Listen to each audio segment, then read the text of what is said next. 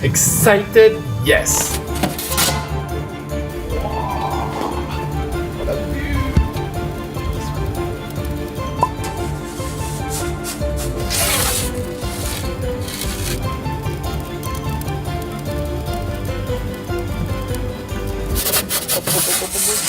My pizza is on fire. C'est un super pizza. Great. Wow, that was a wonderful first try. I was there. I've been there. My first pizza was not good. Like you. Now the uni, you said takes 10 minutes to come up to temp. Sure, that's the inner whatever temperature and just maybe the surface of the stone, but underneath the stone was probably 200 degrees lesser than what the reading was. In reality, you need 25 to 30 minutes to get an actual like full hot stone and everything, and I'll show you that in these videos coming.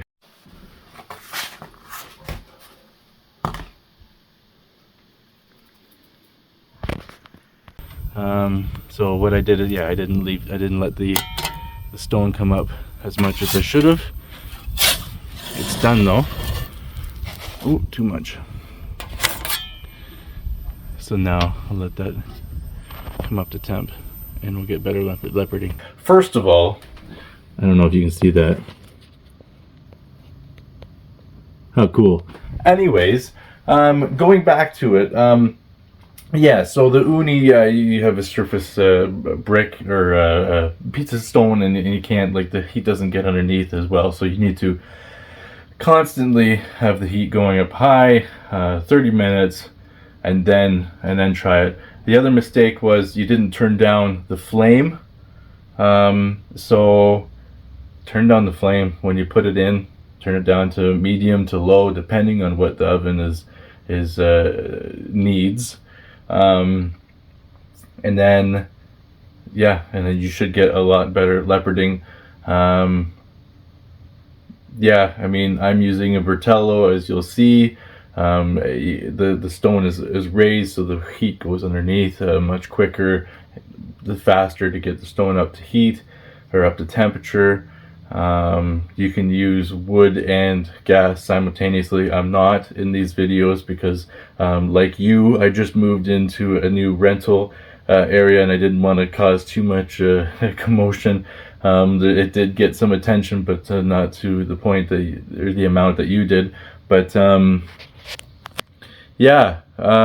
I think you did really well. My first pizza, it wasn't hot enough. I put my peel in and it sliced the bottom. It created a huge mess and I had to basically incinerate all that with heat. So by just cranking it up, letting it burn off, and then try again.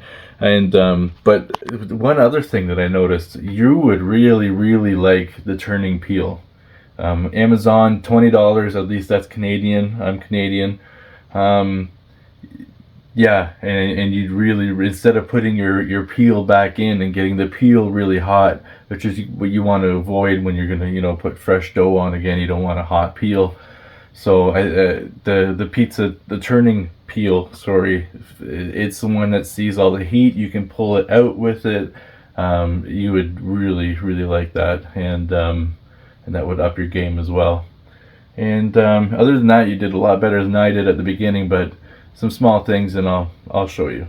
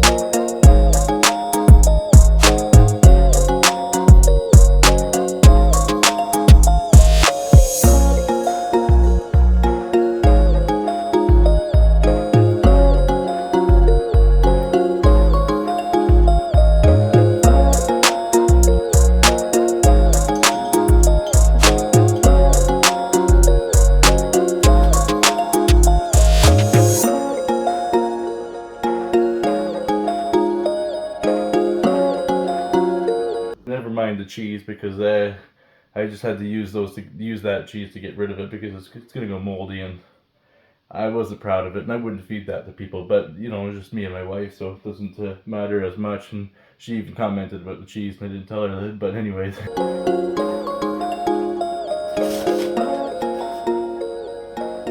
So the one thing that I noticed, you're doing everything fine. It's partly the uni as well. I mean, this is the Bertello, and this is the whole setup. It kind of sticks out a little bit longer in the back with the propane, but what the main difference is the stone is higher, so heat goes underneath, warms it up quicker. And what I think I noticed is you put it in for, or you preheated it for 10 minutes, 15 I think you said. It should be like 20, 25, even 30 minutes of preheat, and you really shouldn't put it in and pizza on the stone unless you're seeing about 750 plus in temps, and that's usually at the back of the stone. So I'll show you. So now we're sitting at, yeah, 7, depends on the area, 750, 760. Up front we're looking at, yeah, about 300, which is good. So it's ready to put in. And what you really should have is one of these. Okay, $20, at least Canadian, turning peel. That's excellent. And I don't know how you live without. Other thing, putting the pizza in. Look there. Whoa! You gotta get all that off. That's what the holes are for. And when you put it in, make sure you pull it out quick. So as I'll show you here, you go in and it's out, just like that. You gotta be confident. I understand you might not want this one because filming purposes, it's not that great. Oh, we're gonna turn this down. That's the other thing. You gotta turn that down to medium to low, and that turns your heat down because you don't want that to burn right away. Your pizza dough flared up and pretty much burnt right away. You want to give this dough time. You'll see that the pizza will start to rise. There'll be a bit of a gap there. That means that you are good to turn. You want to heat your peel. You don't want it to stick, and you want it to continue cooking, which is why we don't use that one. So you put it underneath there, just nice, and you'll turn it. Okay, and you'll be quick to keep an eye on things like that. I went a little bit too long, but it's still good. And what I do, as you saw earlier, is I use maple syrup, and that's what's caramelizing quickly. And this pizza will be done in a matter of seconds with no big flare-ups, and this turning peel makes a world of a difference.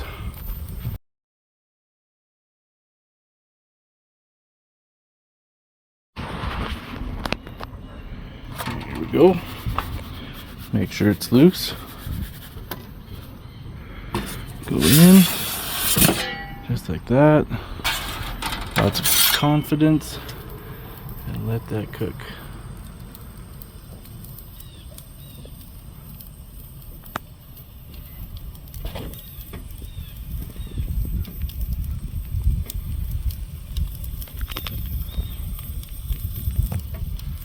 Now we're seeing a little separation here. That's good. So I'll get my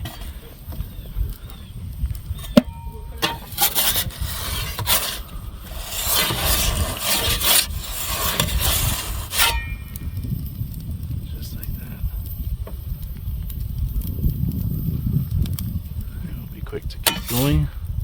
You see the steam coming out of the crust there. That means you're doing something right.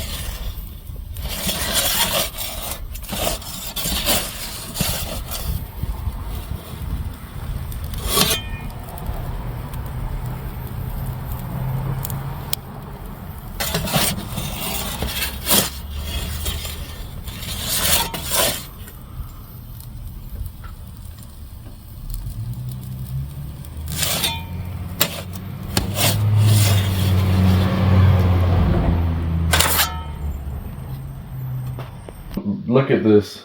Look at this. Look at this. Look at this. Okay, look at this. Okay, so just some final comments. Yeah, 25 to 30 minutes, depending on your outside temperature, of course, of preheat. What else did I have? Yeah, your flame height. That's definitely important, especially like if you get those big bubbles, which you could pop as well. But you get the flame height down, and it's just the radiation and the steam, or the stone heat, which cooks the pizza. And then as soon as that's out, crank it up again to high flame height. Get that stone back up to the proper temperatures. By the time you make your next one, drop the heat, send it in, and it should have recuperated. At least the Bertello does. And with the Bertello, you can throw some wood chips in, get that flame real hot too, especially if it's oak. I use cherry, apple, maple sometimes too, but mainly cherry, and that really works well, especially if you want that smoke, that cherry smoke. Then you soak the wood chips for a couple hours in advance, and then you get kind of the best of both worlds. And last thing is, yeah, get a turning peel. As you probably saw, that's awesome, very handy. You don't have to use your fingers to touch it. And but yeah, anyways, great. Hope to see more from it. Hope to see you use it for other purposes. Like for me, a quick crisp of some chicken, and then I can do fresh pitas. Roll out the dough, throw it on. You'll watch it, rise, and then pop it a little bit, bring them out, and they're fresh pitas, very strong, and don't tear as easy as you get the ones from the store, and they're just terrible. So yeah, you want some chicken for your pitas. You get a crisp over top within a couple minutes, or even a minute, with that high heat. And I'm even smoking with mine too. So I could block it off and not have the gas on it, and just have a nice little smoke in there, and I can throw my pizza sauce in. I love to have smoked pizza sauce. That's so good with cherry wood, and that's a game changer as well. So little things you can work on. But I've done hams, chicken, you name it. But anyways, it's fun. Have fun. Have a good one. Love to watch your stuff, and keep going. Yeah, have fun.